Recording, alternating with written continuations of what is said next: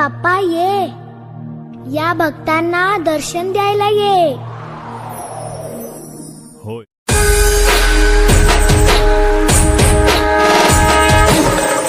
जय जगन्नाथ सांग मैंने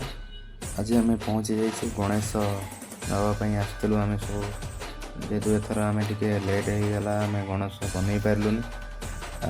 आर्केट पाख मार्केट जाकि देखिलु कि भल गणेश अच्छी कि ना पहुँच जाइलु मार्केट रे माने एत गणेश से अच्छा हजार गणेश आम देखिलु कौटा भल लगे कौन लगे आप भिड देखूँ जोटा भल लगे से कहे से हिसाब से आज बुकिंग करके केते गणेश खाली देखुं यहाँ पूरा नेचुराल पूरा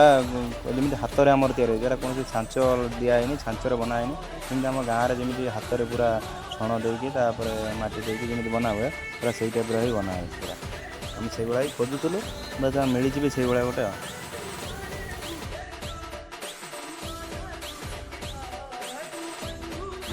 ये गोटे पिला कौन देख हाथ मारुची पेट टी हाथ मारनी बाबा कौन पेट टे छोट हो जाए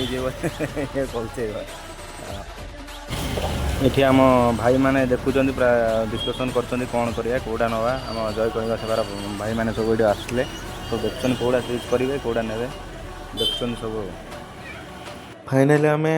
माने 100 पर गणेश देखला माने इच्छा तो होती यहीटा नहीं जावा से नहीं जावा बहुत प्रकार ये गणेश डिजाइन नहीं बहुत भेष नहीं कि आम ये देखी चलु पूरा तो बहुत देखला 100 टपेलु तभी आगू देखी चलु मो मुंड पूरा बिंधिला से मैंने एत गणेश कौटा चूज कर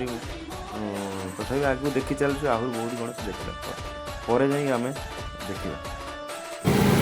माने एठी टिके हैदराबाद रे टिके बेसी टिके गणेश को मानते ये खैरीदाबाद बोली गोटे जगह अच्छी मैंने 62 फुट रे गोटे गणेश हुए मैंने बहुत बढ़िया हुए तो आम से हिसाब से गोटे मूर्ति भलटे चूज करूँ देखुचु मूर्ति सहित किसी कथा ना जमी आम जमी ओडिशा जमी पूजा हुए मेढ़ पूजा जमी हुए से भाव में आमर प्रति वर्ष पूजा हुए से आहरी बेटर करें आम चेष्टा करूँ देखुचु से हिसाब से समस्त जमी सुंदर लगे से हिसाब से आम देखुचु देख चलु से सांग मैंने कहते सार यहीटा भल नहीं सहीटा भल प्रथम देख 1000 गणेश अच्छा जोटा नब गोटे देखिए नवा चॉइस करवा पुणी रेट भी तार कस्ट भी केते कौन अच्छे सब देखा पड़ो ना बाल गणेश सब ये सुंदर हो देखा या भर गोटे भाव नहीं आमको टे दरकार था अधिक प्राइज बड़ साइज दरकार था तेणुकर आम बुलूलु पूरा मार्केट भितर पूरा बुली शेष बाछिलु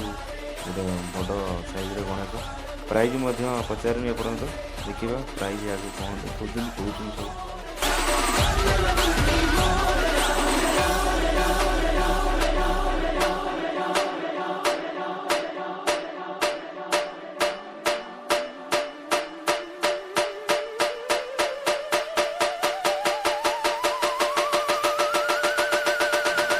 फाइनाली आम आसिक गोटे गणेश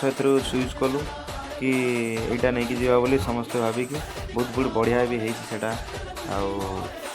कौ गणेशटा नेलु से सब तो पर देखिए सी आम जय कलिंग सेवा संघ कमिटीर